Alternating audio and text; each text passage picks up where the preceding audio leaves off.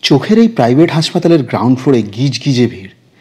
গত আড়াই দশকে এই প্রতিষ্ঠানের সুনাম যে হারে বেড়েছে, তার সঙ্গে তাল মিলিয়ে সারা বাংলা থেকেই শুধু নয়, প্রতিবেশী দেশ থেকে আসা রোগীর ভিড়ও বেড়ে চলেছে উত্তরোত্তর। আমাদের বাড়ি অবশ্য কাছেই, তবু আমি আর আমার স্ত্রী অস্মিতা অনেক টালবাহানার পর সপ্তাহ শেষের আজকের এই দিনটা কোনো রকমে ম্যানেজ করতে পেরেছি। ওর বাবাকে চোখের ছানি অপারেশন করাতে নিয়ে এসেছি এখানে, নিজেদের গাড়িতেই। বছর 5 হলো আমার শাশুড়ির মৃত্যুর পর থেকে শ্বশুরমশাই অজিতবাবু নিজের বাড়িতে 2-3 জন পরিচারিকার উপর সম্পূর্ণ নির্ভরশীল হয়ে একাই থাকেন। তাই চোখের সমস্যাটা পেকে ওঠার পর প্রবল আতান্তরে পড়ে গিয়েছিলেন। কিছুদিন আগে ফোনে খুবই কাতর ও বিষণ্ণ গলায় আমার শরণাপন্ন হয়েছিলেন। এসব ব্যাপারে নিজের মেয়ের চেয়ে উনি আমার ওপরেই বেশি ভরসা করেন। কলেজ জীবনে উনি আমার প্রিয় শিক্ষক ছিলেন। আমিও ছিলাম ওর প্রভূত প্রশ্রয় পাওয়া একজন উজ্জ্বল ছাত্র। প্রিয় ছাত্রের সঙ্গে অনেক সাধ করে উনি ওর একমাত্র মেয়ের বিয়ে দিয়েছিলেন, কিন্তু তার ফল আশানুরূপ হয়নি। এক ছাদের তলায় থাকলেও আমাদের স্বামী স্ত্রীর বনিবনা বলতে যা বোঝায় তেমন কিছু হয়ে ওঠেনি। একমাত্র কন্যা সন্তান গুঞ্জা, দুজনের মধ্যে নড়বড়ে একটা করুণ সাঁকোর মতো ঝুলে না থাকলে আমাদের হয়তো কাগজে কলমে ছাড়াছাড়ি হয়ে যেত অনেক আগেই।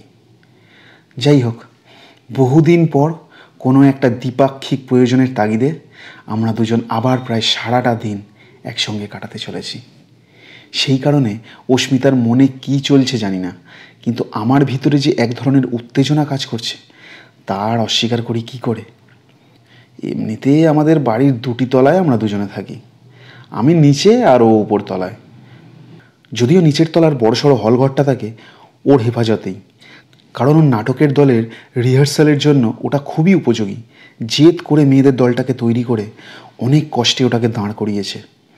সব কিছুর মধ্যে দিয়ে ও যেন আমাকে দেখিয়ে দিতে চায় ও একজন আপাদমস্তক স্বনির্ভর মহিলা। ও যে নিজের ভাগ্য নিজে তৈরি করতে পুরোপুরি সক্ষম তা নিয়ে আমার যেন কোনো সন্দেহ না থাকে, এরকমই ওর চেষ্টা। আমার ওপর রাগের জায়গাটা বুঝি। আমার আর ওর কমন ইন্টারেস্টের জায়গাটা শুরুতে ছিল দুটোই, থিয়েটার আর উচ্চাকাঙ্ক্ষা। এখন নাট্য সমালোচক, বিদেশি নাটকের অনুবাদক আর পেশায় মফস্বলের একটা কলেজের মাস্টার হলেও একসময় আমি যে নাটকের দলটার পরিচালক ছিলাম, আমাদের প্রেম ঘনিয়ে ওঠার সময় ও ছিল সেই গ্রুপের অন্যতম প্রধান অভিনেত্রী। তন্নি চেহারা আর ফটোজেনিক ফেসের জন্য কিছুকাল নাটক করার পরেই ও জনপ্রিয় টিভি সিরিয়ালে সুযোগ পেয়ে যায় আমাদের বিয়ের পরপরই। একটা মেঘা সিরিয়ালের সেকেন্ড লিড হয়ে যথেষ্টই জনপ্রিয়তা পাচ্ছিল, কিন্তু আমি চিরকালই ওইসব খেলো মোটা দাগের পপুলার কালচারের তীব্র বিরোধী। টেলিভিশনের আলো ঝলমলে বহির্মুখী জগৎটা ওকে গিলে ফেলার সব প্রস্তুতি সেরে ফেলেছিল প্রায়, কিন্তু আমি ওকে হারাতে চাইনি। তাই ওই চটুল রংচঙে দুনিয়ার বিশাল হাঁ মুখ থেকে বার করে আনতে ওর প্রবল অনিচ্ছা সত্ত্বেও জেদ করেই সিদ্ধান্ত নিয়েছিলাম সন্তান গ্রহণের। ক্রমশ ঊর্ধ্বমুখী গ্রাফের অমন পিক পয়েন্টে হঠাৎই অন্তঃসত্ত্বা হয়ে পড়াটা মহানগরীর মার্কাটারি কম্পিটিশনের বিনোদন দুনিয়ায় ওর উঠতি কেরিয়ারের বুকে ধারালো ছুরি হয়ে নেমে এসেছিল। সেটাও মেনে নিতে পারেনি। আজও ওর মত শুধু ইন্টেলেকচুয়াল হওয়ার অহংকারের কারণেই নয়, আমি নাকি ওর পপুলারিটিতে ভয়ানক ঈর্ষান্বিত হয়েই ওই কাণ্ডটা ঘটিয়েছিলাম। সেই জেরে আজও ও আমার সঙ্গে দরকার ছাড়া কথা বলে না। নেহাতি বলতে বাধ্য হলে কাটকাট ভাবটা বজায় রাখে, এটাই বোঝাতে যে ও আমাকে আজও ক্ষমা করতে পারেনি। আজ যদিও দায়ে পড়ে 2-1টা কথা বেশি বলছে, কারণ ছানি কাটানো বিষয়টা এমনিতে শুনে হালকা মনে হলেও পুরো 3টে দিন জুড়ে প্রচুর ঝক্কির ব্যাপার। প্রথম দিন ডাক্তার দেখানো, গুচ্ছের টেস্ট, প্যাকেজ নিয়ে কথাবার্তা, মেডিক্লেমের নথিপত্র জমা দেওয়া, তারপর অপারেশন। আর তৃতীয় দিন চেক আপের পর চশমার নতুন পাওয়ার পেয়ে তবেই রেহাই। সেই 3 ধাপের শুরুরটায় আপাতত মাইকে আমাদের পেশেন্টের নাম ঘোষণা শোনার পর আমরা দুজনে এখন পাশাপাশি দাঁড়িয়ে আছি 6 নম্বর বিলিং কাউন্টারের লম্বা লাইনে। আচমকাই পরের কাউন্টারের লাইনে চোখ পড়ে আমার। মাঝামাঝি দাঁড়ানো সত্তরোর্ধ্ব এক দম্পতির উপর চোখ আটকে যায়। অস্মিতাকে ইশারা করে ওদের দিকে তাকাতে বলে জিজ্ঞেস করি, ওদের কোথায় দেখেছি বলো তো?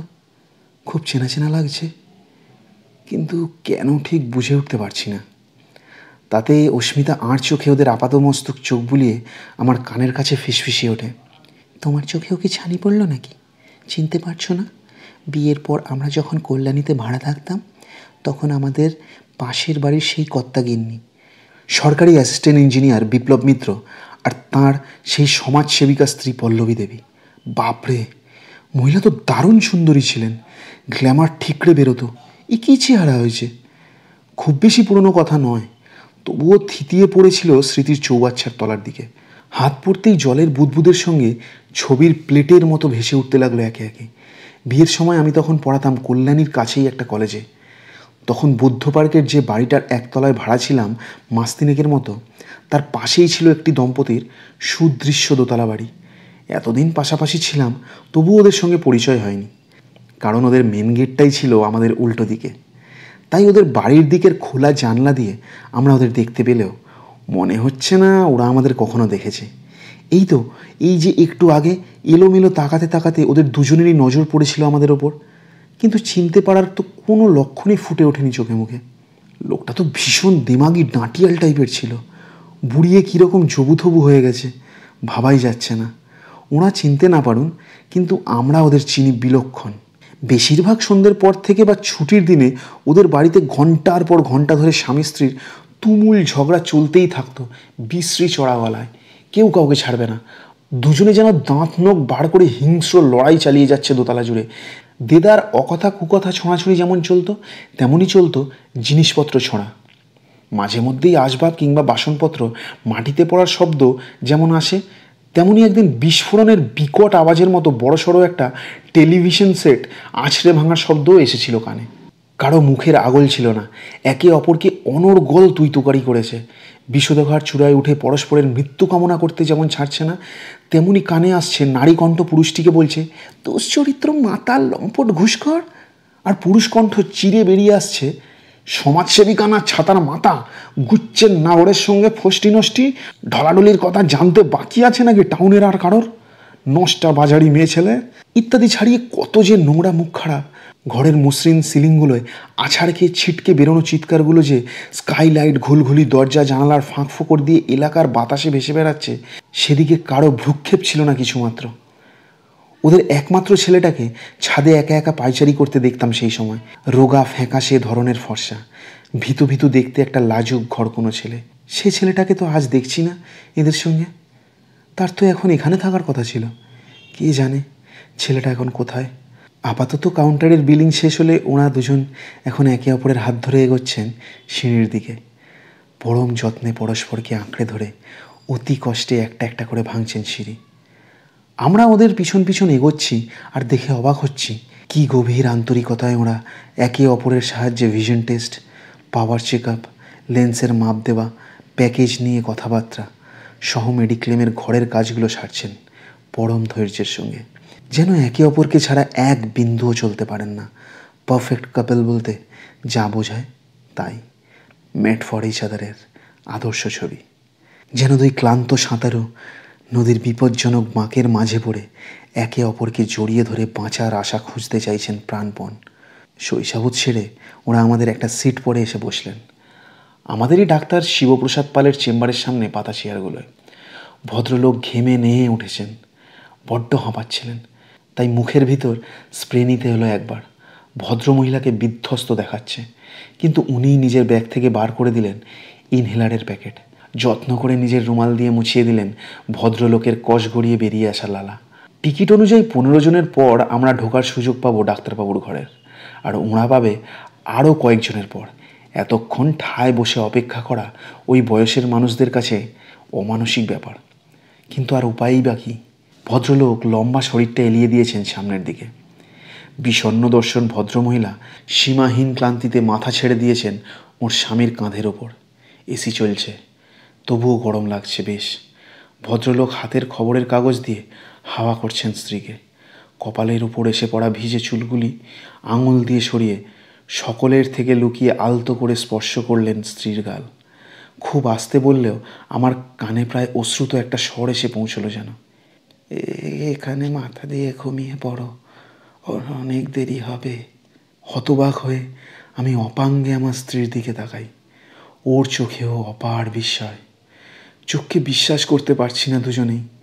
অস্মিতার হঠাৎ কি হলো জানি না, শাড়ির আঁচলের মধ্যে নিজের হাতটা সেঁধিয়ে দিয়ে আমার কনুইয়ের কাছটা চেপে ধরেছে। আমার কাঁধে ওর মাথার স্পর্শ।